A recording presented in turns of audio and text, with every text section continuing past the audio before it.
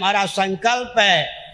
सैद्धांतिक धरातल पर भारत घोर परतंत्र देश है, उसे स्वतंत्र करने की आवश्यकता है। और जब तक व्यासपीठ जो मनवादी परंपरा से प्राप्त है उसकी उपेक्षा की जाएगी, किसी राजनीतिक दल और राजनेता में क्षमता नहीं तो भारत को सुव्यवस्थित कर सके। सबसे बड़ा तिरस्कार ये है, हम लोग जो सनातन परंपरा के आचार्य हैं, संत हैं, उनको क्या किया जा रहा है?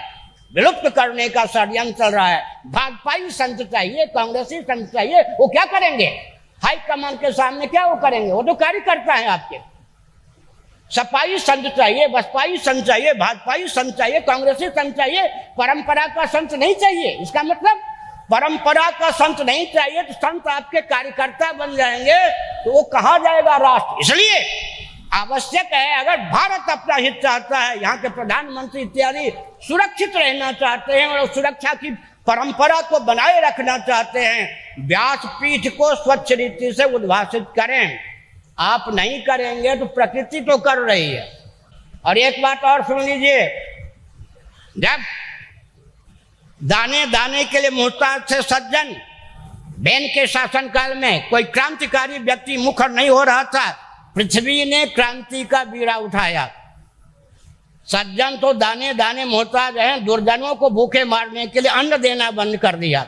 जब गंगा जी के साथ न्याय नहीं हो रहा था, कहाँ जी केदारनाथ, 15 दिन पहले मैंने कहा था, कहते हो हिंदू कौन होता है, हिंदुओं के पास क्या शक्ति है, मुझे देहरादून से जाने दो फिर क्या होता है। गंगा जी ने अपनी धारा निकाल ली या नहीं? विप्लव अपना स्वरूप दिखाया या नहीं? 10,000 वर्ष आगे क्या होगा वो भी मुझे भगवत कृपा से, गुरु ग्रंथ गोविंद की कृपा से दिखाई पड़ता है। मैं भारत के शासन तंत्र को सावधान करना चाहता हूँ। प्रकृति, केंद्रीय और प्रांतीय शासन तंत्र सहित राजनीतिक दलों को निकालने के लिए उद्यत है। अगर आप सुरक्षित रहना चाहते हैं तो भारत को सैद्धांतिक धरातल पर स्वतंत्र करने के लिए अपने पार्टी का आमूलचूल शोधन कीजिए, नहीं तो प्रकृति अब नहीं छोड़ेगी। प्रकृति का अर्थ क्या होता है? मयाध्यक्षेण प्रकृति सूयते सचराचरम हेतुना नेन कौन्तेय जगत विपरिवर्तते। भगवान की शक्ति का नाम प्रकृति है। और प्रकृति के परिकर कौन है? पृथ्वी, पानी, प्रकाश, पवन, आकाश। पृथ्वी, जल, तेज और वायु ऊर्जा के स्रोत हैं। जब कोई मनुष्य दुर्बल पड़ जाता है, क्रांति की बात नहीं करता, तो प्रकृति के ये जो परिकर हैं, पृथ्वी, जल, तेज, वायु, भूकंप के द्वारा, भूस्खलन के द्वारा, सुनामी लहर के द्वारा, अग्निकांड के द्वारा, दावानल के द्वारा, वात्या के द्वारा ये तहस नहस कर देते हैं। प्रकृति अपने हाथ में बागडोर संभाले, उससे पहले राजनेताओं को हम एक पवित्र अवसर देते हैं। हमारे पूज्य गुरुदेव धर्म सम्राट स्वामी श्री करपात्री जी महाभाग को मरवाने के लिए तिहाड़ जेल में 24 घंटे पहले खूनी कैदी छोड़ दिए गए थे। उनके हाथ में लोहे के डंडे थे, उनको मारने के लिए लोहे के डंडों का प्रहार किया गया। कुछ संतों ने उनकी रक्षा की, फिर उनकी आंख में लोहे के सलाका चुभोए गए। उसी वेदना में उन्होंने देह त्याग किया। हम भी 52 दिनों तक तिहाड़ जेल में 66-67 में बंद रहे हैं। श्री राम जन्मभूमि को लेकर मेरा वक्तव्य प्रसारित हुआ। भाजपा को समय अध्यक्ष महोदय आडवाणी जी दिल्ली में मेरे पास आए, 45 मिनटों तक मेरे पास बैठे रहे। 2 वाक्य उनका मैं सुनाता हूँ। अगर 4 पीठों के मान्य जगत गुरु शंकराचार्य आप महानुभाव जो आपका दायित्व है, उस दायित्व का निर्वाह करने के लिए निर्णय लें और क्रियान्वित करें। हम राजनेता कौन होते हैं जो उसमें टांग अड़ा सकें और सुरक्षित रहें? समझ गए ना? इसको मैं मानता हूँ। किसी राजनीतिक दल का दोष नहीं है, हम संतों का, धर्माचार्यों का यह दोष है, प्रमाद है कि हमारे रहते हुए भी भारत में गोवंश की हत्या का काला कलंक हमको प्राप्त है। इसलिए राजनेताओं को बरी करते हुए, निरपराध घोषित करते हुए हम ये वीरा लेते हैं भगवान जगन्नाथ का स्मरण करके, गोवंश की हत्या भारतवर्ष में नहीं होगी। गोवंश को विकृत और विलुप्त करने से भारत में बचाने का पूरा प्रयास होगा। एक बार अमर सिंह आ गए, जब सपा में थे, 2 घंटे तक मेरे पास दिल्ली में बैठे रहे। उनका वाक्य बहुत मार्मिक, हम राजनेता देश को गिरा सकते हैं, इससे अधिक हमारी क्षमता नहीं है। अगर देश की वेदना है, हम पर राष्ट्र को मत छोड़िए, अपने दायित्व का निर्वाह कीजिए शंकराचार्य। मैं एक संकेत करता हूं, हिरण्यकशिपु के शासन तंत्र को चुनौती देने वाला कौन था? देवर्षि नारद ने चुनौती दिया उसी के बेटे को आगे करके। बैन के शासन तंत्र को चुनौती देने वाले भृगु जी थे। रावण के शासन तंत्र को चुनौती देने वाले वशिष्ठ जी थे। दुर्योधन कंस के शासन तंत्र को चुनौती देने वाले कौन थे? व्यास जी थे, धौम्य जी थे, मैत्रेयी जी थे। बौद्धों के दिशाहीन शासन तंत्र को चुनौती देने वाले शंकराचार्य थे, कुमारिल भट्ट थे। अमुक शासन को चुनौती देने वाले चंद्रगुप्त चाणक्य थे। अमुक शासन को तंत्र को चुनौती देने वाले समर्थ रामदास थे। इसका मतलब आचार्य पीठ का दायित्व होता है, अगर शासन तंत्र दिशाहीन हो जाए उसका शोधन करें। स्वतंत्र भारत में, विभाजन के बाद के भारत में 3 मुसलमान सज्जनों को हमने राष्ट्रपति बनाया। स्वप्न में भी अरब राष्ट्र, बांग्लादेश, पाकिस्तान इस उदारता का परिचय दे सकता है? एक मुसलमान सज्जन को हमने उपराष्ट्रपति बनाया। उस समय पहले तक उपराष्ट्रपति थे।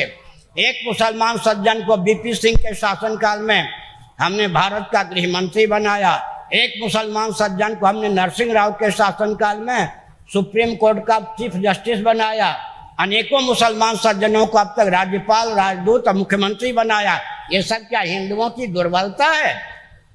मैं एक संकेत कर दूं, किसी की उदारता को अगर कोई दुर्बलता समझता है तो भूल है। भगवान श्री कृष्ण ने कहा, अरे अर्जुन, वह उदारता जो अपने अस्तित्व आदर्श को नष्ट करने के लिए बाध्य करे, उदारता नहीं, उदारता के नाम पर हृदय की तुच्छ या क्षुद्र दुर्बलता है।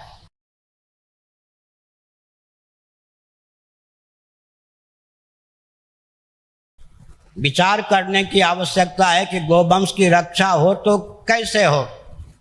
मेरी आंखों के सामने 7 नवंबर 1966 की घटना है। दक्षिण भारत से और हरियाणा से अर्धसैनिक बल बुलाकर 1400 गोभक्तों को भून दिया गया। वो 1400 गोभक्त कौन थे?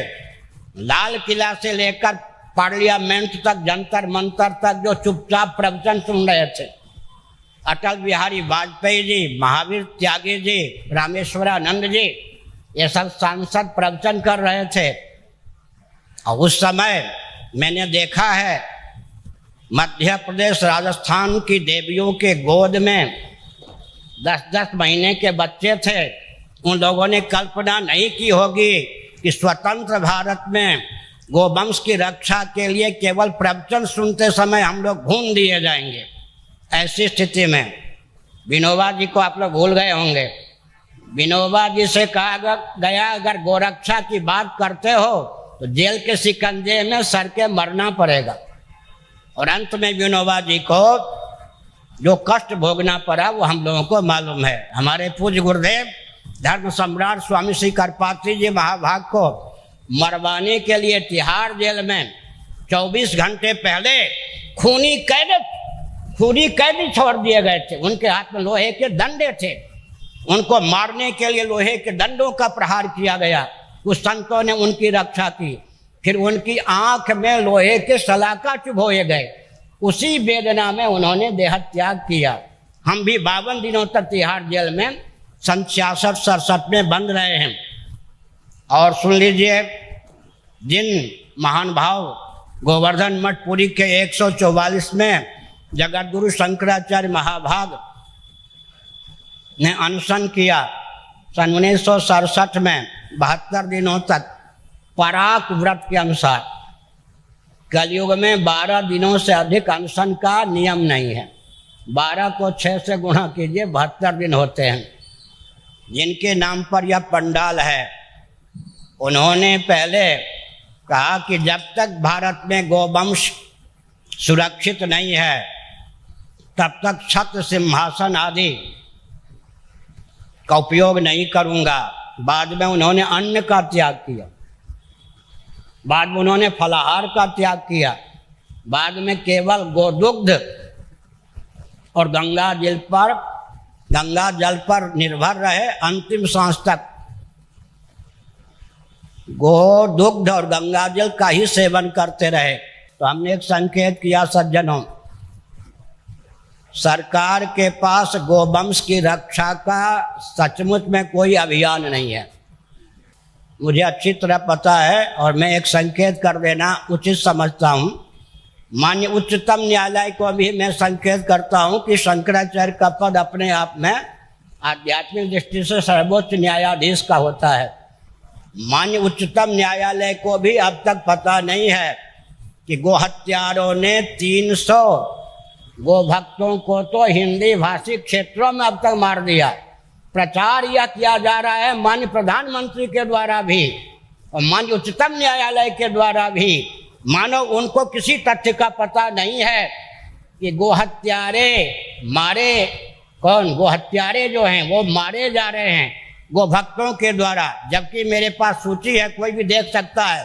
अब तक हिंदी भाषी क्षेत्रों में मिलिट्री के जवान, पुलिस के जवान सब मिला करके 300 गो भक्तों को कसाईयों ने मार दिया है।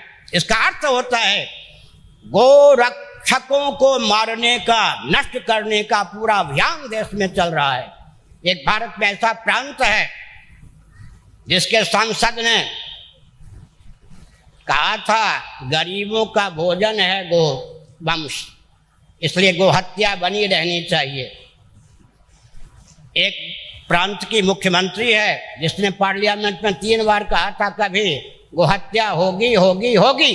अभी गोवा के मुख्यमंत्री ने कहा चिंता मत कीजिए क्रिश्चियनों, पड़ोसी प्रांत से गोमांस मंगाकर हम आपकी पेट की पूर्ति करेंगे, आपके खाद्य को देंगे। इसका मतलब क्या हुआ? प्रामाणिक रीति से विचार करें तो गोवंश के आंसू को पोंछने वाला कोई राजनीतिक दल भारत में नहीं है। ऐसी स्थिति में गोवंश के आंसू को पोंछने वाला कोई राजनीतिक दल नहीं है तो राष्ट्र के आंसू को पोंछने वाला कौन होगा? अतः स्वस्थ क्रांति की आवश्यकता है। भारत को स्वतंत्रता दिलाने के लिए घोर परतंत्र देश का नाम भारत है। और मैं एक संकेत कर देना चाहता हूं। क्या संकेत कर देना चाहता हूं? सारी विसंगतियों का कारण क्या है? अंग्रेजों की कूटनीति। अगर मनु परंपरा के मान्य आचार्य भारत में बने रहे, सम्मानित किए गए, तो हम लोगों की दाल नहीं गलेगी। इसलिए कभी गांधी जी को, कभी विनोबा जी को और आजकल मान्य दलाई लामा को भारत के भाग्य विधाता आध्यात्मिक मनीषी के रूप में घोषित किया गया है। उन अंग्रेजों को पूछना चाहिए, इस 21वीं शताब्दी में पोप महोदय सार्वभौम आपके रिलीजन पंथ के गुरु हैं, लेकिन शंकराचार्यों के अस्तित्व को नष्ट करने का अभियान आपने 70 वर्ष पहले चलाया। आज भी विक्टोरिया से अधिक समय तक एलिजाबेथ शासन कर रही हैं और हमारे यहाँ 70 वर्ष पहले राजतंत्र को विदा कर दिया गया। आप लोगों को कान खोलकर सुनना चाहिए कि सैद्धांतिक धरातल पर भारत घोर परतंत्र देश है। ऐसी स्थिति में गोवंश सुरक्षित नहीं है। और गोवंश का अर्थ क्या होता है मालूम है? अर्थ की सिद्धि, काम की सिद्धि, धर्म की सिद्धि, मोक्ष की सिद्धि जिस पर निर्भर है, पृथ्वी जिस पर टिकी हुई है। कम से कम रावण का वचन वाल्मीकि रामायण में ढूंढना चाहिए। रावण ने कहा लक्ष्मी और अर्थ का स्रोत गोवंश है। रावण का वचन है वाल्मीकि रामायण में, लक्ष्मी का, श्री का स्रोत गोवंश है। अतः गोवंश की रक्षा हमारा कर्तव्य है। छलबल डंके की चोट से विकास के नाम पर गोवंश को विकृत किया जा रहा है और विलुप्त किया जा रहा है। ऐसी स्थिति में घोर अत्याचार है स्वतंत्रता के नाम पर, विकास के नाम पर। वैज्ञानिक ढंग से थोड़ा विचार कर लीजिए। पृथ्वी, पानी, प्रकाश, पवन, ऊर्जा के जो चारों स्रोत हैं, इनको विकृत किया जा रहा है। ऐसी स्थिति में सज्जनों, गोवंश की रक्षा एक विकट पहेली है। और एक और भ्रम दूर करना चाहिए। आप महानुभाव कहते हैं वैज्ञानिक धरातल पर, आध्यात्मिक ही नहीं, वैज्ञानिक धरातल पर, आर्थिक धरातल पर हम गोवंश के महत्व को विश्व स्तर पर ख्यापित करना चाहते हैं। लेकिन गोवंश की हत्या के अभियान चलाने वाले जो अंग्रेज हैं, उनको क्या गोवंश की उपयोगिता का ज्ञान नहीं है? गोवंश की उपयोगिता का उनको ज्ञान है। जिससे हमारी संस्कृति सुरक्षित हो सकती है, हम सुरक्षित हो सकते हैं, सबका महत्व वो जानते हैं।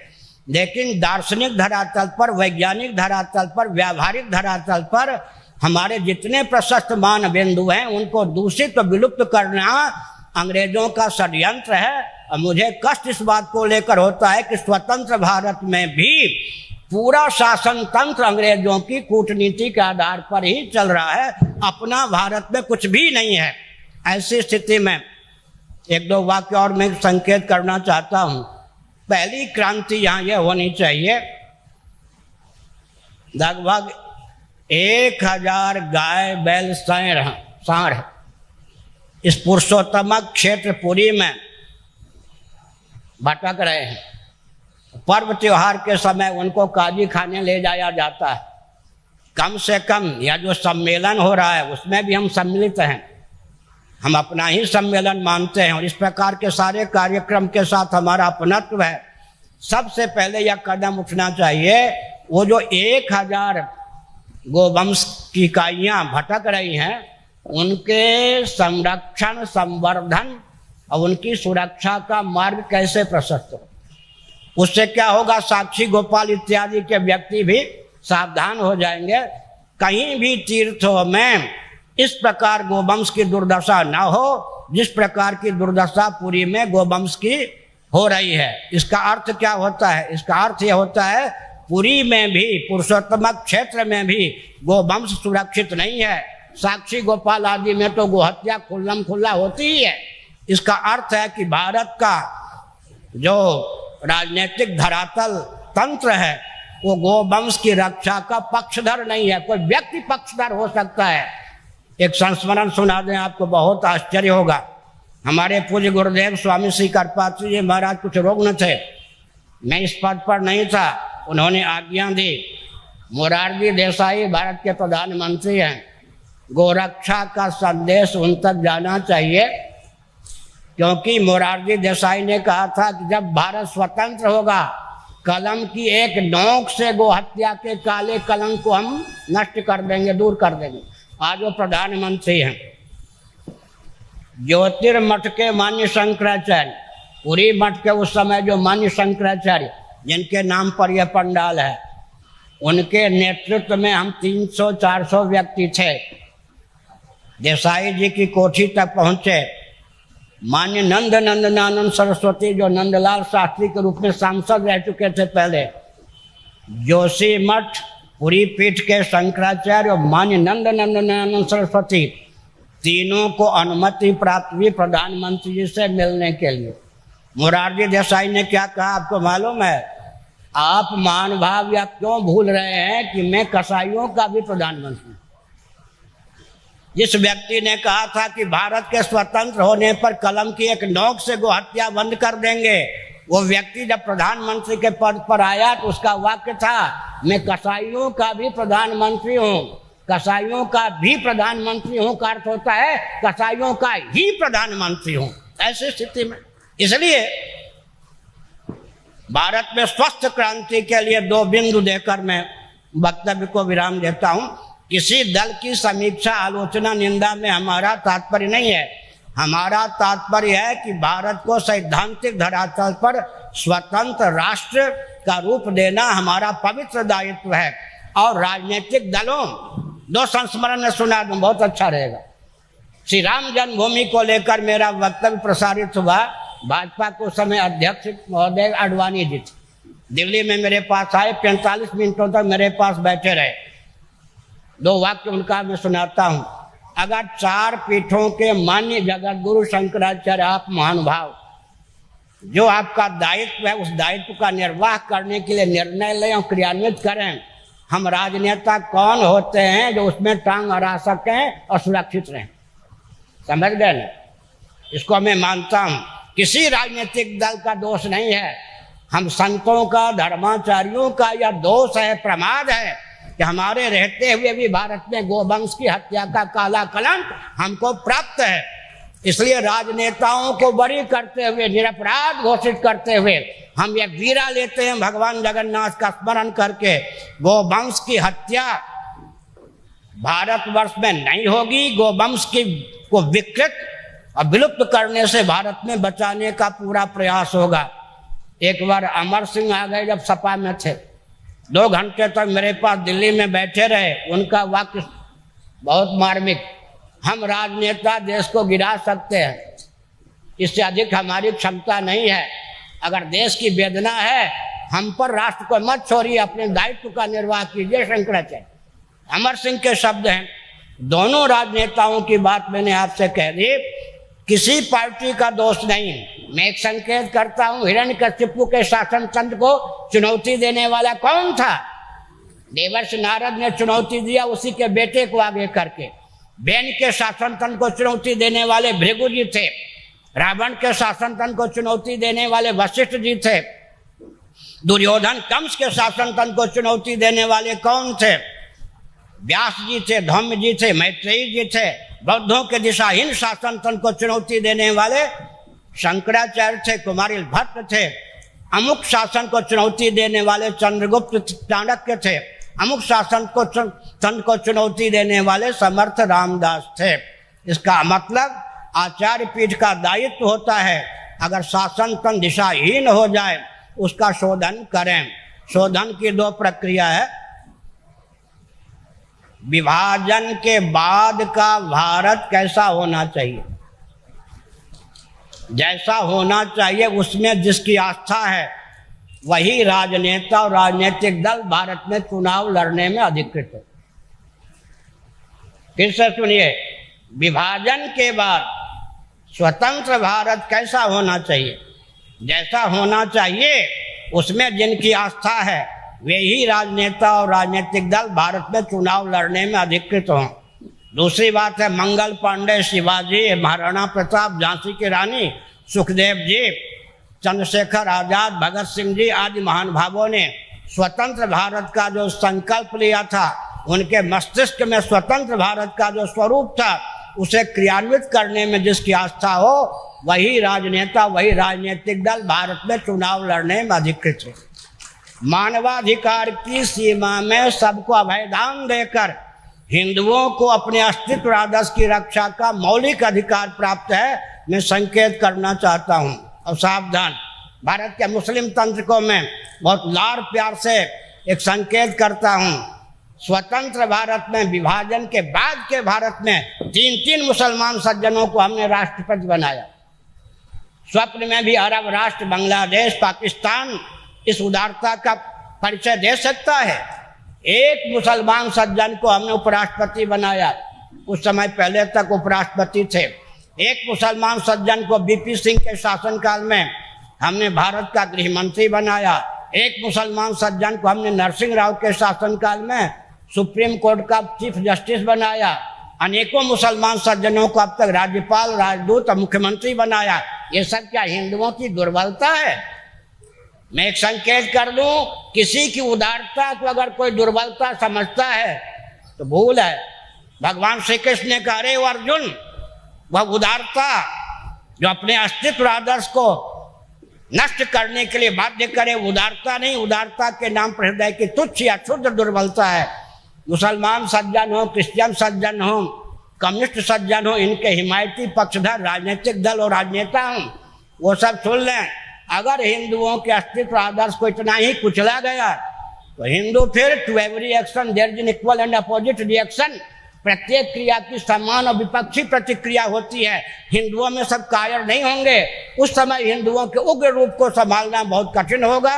उस उग्रता का परिचय हिंदू न दें, इससे पहले ही गोवंश की रक्षा का मार्ग प्रशस्त करना चाहिए। आपको सुनकर ही आश्चर्य होगा, सुनो, काटजू हिंदू हैं या नहीं, कश्मीरी हैं या नहीं, न्यायाधीश रहे या नहीं, वो जब अपने मुख से गो हत्या और गो मांस का समर्थन करते हैं तो परिस्थिति ये हो गई कि हिंदुओं के जो बुद्धिजीवी कहे जाने वाले, संविधान के मर्मज्ञ कहे जाने वाले, वरिष्ठ पदाधिकारी, नागरिक कहे जाने वाले हैं, वो मुस्लिम तंत्र, क्रिश्चियन तंत्र, कम्युनिस्ट तंत्र से आगे मुखर होकर के गोवंश की हत्या का, गोमांस के खाने का समर्थन कर रहे हैं। अगर हमने विलंब किया स्वस्थ क्रांति में तो संभवतः 10 हिंदू भी नहीं रह जाएंगे जो गोवंश की रक्षा के पक्षधर होंगे। ऐसी स्थिति में हमको स्वस्थ क्रांति के द्वारा भारत को स्वतंत्र बनाने की आवश्यकता है। मैंने जो कुछ इस मंच से तर्जन किया उसका सारा दायित्व मुझे प्राप्त है, सम्मेलन के आयोजकों को नहीं। इसकी कोई प्रतिक्रिया होती हो, दमखम हो, सारा दायित्व सब जगह यह बोलता हूँ। इसीलिए हमारा संकल्प है, सैद्धांतिक धरातल पर भारत घोर परतंत्र देश है, उसे स्वतंत्र करने की आवश्यकता है। और जब तक व्यासपीठ जो मनवादी परंपरा से प्राप्त है उसकी उपेक्षा की जाएगी, किसी राजनीतिक दल और राजनेता में क्षमता नहीं तो भारत को सुव्यवस्थित कर सके। सबसे बड़ा तिरस्कार यह है, हम लोग जो सनातन परंपरा के आचार्य हैं, संत हैं, उनको क्या किया जा रहा है, विलुप्त करने का षड्यंत्र चल रहा है। भाजपाई संत चाहिए, कांग्रेसी संत चाहिए, वो क्या करेंगे? हाईकमान के सामने क्या वो करेंगे? वो तो कार्यकर्ता है आपके। सपाई संत चाहिए, बसपाई संत चाहिए, भाजपाई संत चाहिए, कांग्रेसी संत चाहिए, परंपरा का संत नहीं चाहिए। इसका मतलब परंपरा का संत नहीं चाहिए तो संत आपके कार्यकर्ता बन जाएंगे तो वो कहाँ जाएगा राष्ट्र। इसलिए आवश्यक है, अगर भारत अपना हित चाहता है, यहाँ के प्रधानमंत्री इत्यादि सुरक्षित रहना चाहते हैं और सुरक्षा की परंपरा को बनाए रखना चाहते हैं, व्यासपीठ को स्वच्छ रीति से उद्भाषित करें। आप नहीं करेंगे तो प्रकृति तो कर रही है। जोशी मठ को लेकर जो निर्णय हुआ, प्रकृति ने कदम उठाया नहीं। प्रकृति का अर्थ होता है भगवान की शक्ति। और एक बात और सुन लीजिए, जब दाने दाने के लिए मुहताज थे सज्जन, बैन के शासनकाल में कोई क्रांतिकारी व्यक्ति मुखर नहीं हो रहा था, पृथ्वी ने क्रांति का बीड़ा उठाया। सज्जन तो दाने दाने मोहताज हैं, दुर्जनों को भूखे मारने के लिए अन्न देना बंद कर दिया। जब गंगा जी के साथ न्याय नहीं हो रहा था, कहाँ जी केदारनाथ, 15 दिन पहले मैंने कहा था, कहते हो हिंदू कौन होता है, हिंदुओं के पास क्या शक्ति है, मुझे देहरादून से जाने दो फिर क्या होता है। गंगा जी ने अपनी धारा निकाल ली या नहीं, विप्लव अपना स्वरूप दिखाया या नहीं। 10,000 वर्ष आगे क्या होगा वो भी मुझे भगवत कृपा से, गुरु ग्रंथ गोविंद की कृपा से दिखाई पड़ता है। मैं भारत के शासन तंत्र को सावधान करना चाहता हूँ। प्रकृति, केंद्रीय और प्रांतीय शासन तंत्र सहित राजनीतिक दलों को निकालने के लिए उद्यत है। अगर आप सुरक्षित रहना चाहते हैं तो भारत को सैद्धांतिक धरातल पर स्वतंत्र करने के लिए अपने पार्टी का आमूलचूल शोधन कीजिए, नहीं तो प्रकृति अब नहीं छोड़ेगी। प्रकृति का अर्थ क्या होता है? मयाध्यक्षेण प्रकृति सूयते सचराचरम हेतुना न कौन्तेय जगत विपरिवर्तते। भगवान की शक्ति का नाम प्रकृति है। और प्रकृति के परिकर कौन है? पृथ्वी, पानी, प्रकाश, पवन, आकाश। पृथ्वी, जल, तेज और वायु ऊर्जा के स्रोत हैं। जब कोई मनुष्य दुर्बल पड़ जाता है, क्रांति की बात नहीं करता, तो प्रकृति के जो परिकर हैं, पृथ्वी, जल, तेज, वायु, भूकंप के द्वारा, भूस्खलन के द्वारा, सुनामी लहर के द्वारा, अग्निकांड के द्वारा, दावानल के द्वारा, वात्या के द्वारा ये तहस नहस कर देते हैं।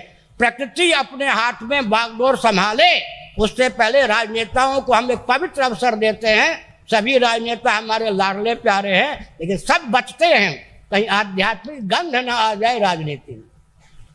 जबकि राजनीति का अर्थ है राजधर्म, राजनीति का अर्थ है छात्र धर्म, राजनीति का अर्थ है अर्थशास्त्र, राजनीति का अर्थ है दंड नीति। और उन्मादी व्यक्तियों के तंत्र का नाम राजनीति नहीं है, अराजक तत्वों की बपौती राजनीति नहीं है। और संतों का, शंकराचार्य का दायित्व रहा है शासन तंत्र का शोधन। अगर शासन तंत्र शुद्ध होने के लिए तैयार ना हो, उसे रसातल में पहुंचाकर जैसा देश की रक्षा के लिए शासन तंत्र चाहिए वैसा शासन तंत्र दो। यह संतों का, महात्माओं का, शंकराचार्यों का पवित्र दायित्व है। उस दायित्व के निर्वाह के लिए हम समर्थ भी हैं भगवान की ओर से और तत्पर भी हैं। हर हर महादेव।